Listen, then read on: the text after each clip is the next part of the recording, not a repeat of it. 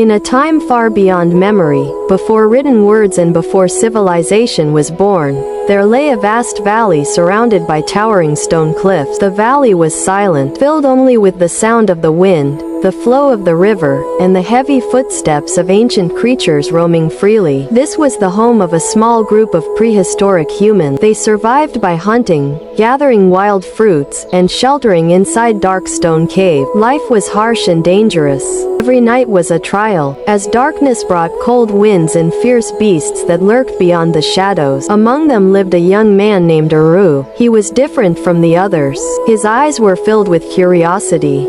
While the rest of the group rested, Uru observed the world around him, the flashes of light in the sky, stones striking against one another, and the strange marks left behind on wet ground. One day, a great storm arrived. The sky turned black, and thunder tore through the silence of the valley. A bolt of lightning struck a dry tree near their cave, and fire was born, something they had never seen before. The group panicked. They stepped back, believing the fire was a living, angry creature. But Uru did not run. He stood still, watching the flames dance and glow. The heat was intense, yet it brought a warmth he had never felt before. As the rain faded and the fire began to weaken, Uru slowly approached. He took a burning branch and carried it into the cave. The others cried out in fear, but Uru calmed them with gentle movements of his hand. That night, for the first time, their cave was filled with light. Wild animals dared not come close. The cold no longer bit into their skin. They felt a strange sense of safety, new, yet comforting. Days passed, and Uru learned how to keep the fire alive. He discovered that dry wood could feed the flames, and that certain stones could create sparks when struck together. This discovery changed everything. Food that was once hard and difficult to chew became soft after being heated. Small wounds could be dried and protected. Night was no longer an enemy, but a time to gather, to share simple sounds and gestures by the fire's glow. The prehistoric group began to grow, not just surviving, but truly living. Fire became the center of their world, a symbol of hope, protection, and the beginning of great change.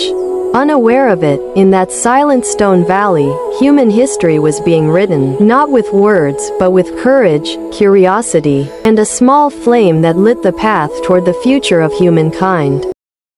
In a time when humans had no word for weapon, and nature ruled above all else, every hunt was a gamble between life and death. There was no protection except courage, and no tools beyond bare hands and instinct. On a wide plain bordering an ancient forest, a small group of early humans lived as wanderers. They followed the trails of great animals, moving from place to place to survive. Hunger was a shadow that never left their path. Among them was a young hunter named Karu. He was not the strongest of the group, but he was a quick learner. Karu noticed how broken bones formed sharp edges, and how certain stones could tear flesh more deeply than others. One day, after a failed hunt, they discovered the carcass of a massive animal already dead. Karu studied the shattered ribs, their ends jagged and sharp. He picked one up and felt its weight.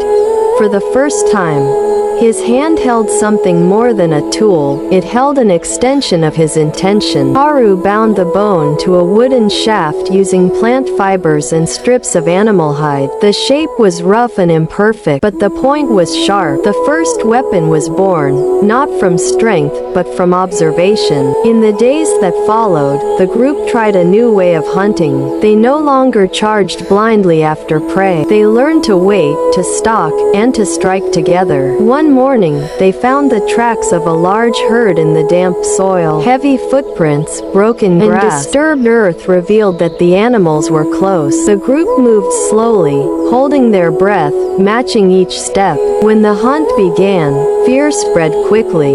The great beast was powerful and dangerous, but this time, Karu stepped forward with his crafted weapon. He hurled the simple spear, and its sharp point pierced the thick hide of the prey. At last, the animal fell. Silence settled over the open plain. There were no cheers, only heavy breathing and shared glances. They had succeeded. The meat was divided, the bones gathered, and the hides preserved. Nothing was wasted.